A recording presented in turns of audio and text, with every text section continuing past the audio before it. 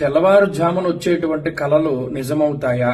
ఒకవేళ అందులో చెడు కలలు లాంటివి ఏమైనా వస్తే ఆ దుస్వప్న దోష పరిహారం కోసం ఆచరించవలసినటువంటి సింపుల్ రెమెడీస్ ఏంటి అనేటువంటి విషయాన్ని ఈ వీడియోలో తెలుసుకుందాం. ముఖ్యంగా అసలు కలలు ఎందుకు వస్తాయి మనందరికి కూడా తెలుసున్నటువంటి విషయమే. గాఢ నిద్రలో ఉన్నప్పుడు అంటే సుషుప్తి అవస్థలో ఉన్నప్పుడు ఈ కలలు అనేటువంటివి ఎక్కువగా వస్తూ ఉంటాయి. కొంతమంది తెల్లవారుజామున చెడు కల వచ్చిందని బాధపడుతూ ఉంటారు.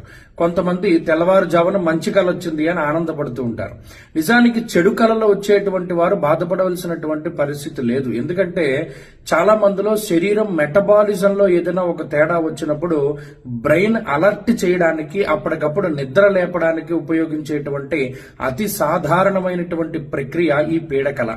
ఉదాహరణకి ఎక్స్ అనేటువంటి వ్యక్తి పడుకున్నాడు, అతనికి స్లీప్ యాప్నియా అనేటువంటి సమస్య ఉన్నది, లేదా అతనికి మూత్రం వస్తూ ఉన్నది. ఈ స్లీప్ యాప్నియా అంటే నిద్రలో తెలియకుండానే ఊపిరి ఆగిపోవడం. ఇటువంటి భయంకరమైనటువంటి లక్షణాల నుండి బ్రెయిన్ బయటపడేయడానికి ఏం చేస్తుంది, ఎక్స్ అనేటువంటి వ్యక్తికి అత్యంత ఇష్టమైనటువంటి వ్యక్తికి ఏదైనా చెడు జరిగినట్టు కలను తీసుకొస్తుంది. లేదు భయం, ఎక్స్ అనేటువంటి ఏదైతే భయం ఉన్నదో ఆ భయం మీద కల తీసుకొచ్చి నిద్ర లేచేటువంటి విధంగా బ్రెయిన్ పనిచేస్తూ ఉంటుంది. కాబట్టి చాలా మంది 90% పీడకలన్నీ కూడా ఈ మెటబాలిజంలో వచ్చేటువంటి మార్పుల్ని అదుపు చేసి వెంటనే మనల్ని నిద్ర లేపడానికి మెదడు ఉపయోగించేటువంటి అలారంగానే ఎక్కువగా చెప్తూ ఉంటారు. అయితే విశ్వనాథీయ స్వప్న శాస్త్రము అనేటువంటి అనేక రకాలైనటువంటి స్వప్న శాస్త్రాల పరిశీలన ఆధారంగా కొంతమందిలో సిక్స్త్ సెన్స్ పనిచేస్తూ ఉంటుంది. అంటే రేపు జరగబోయేటువంటివి ఇవాళే కల్లోకి రావడము, లేదా ఎప్పుడో జరగబోయేటువంటివి సూచనప్రాయంగా మెదడు తెలియజేయడం అనేటువంటిది ఇది కేవలం ఒక 5% మందిలో మాత్రమే జరుగుతూ ఉంటుంది. వారు చేసేటువంటి ఉపాసనలో, వారు చేసేటువంటి ప్రక్రియల్లో భాగంగా ఇది తెలుస్తూ ఉంటుంది. ఇది 5%. 90% చెడు కళ్ళన్నీ కూడా మెదడు నిద్ర లేపడానికి.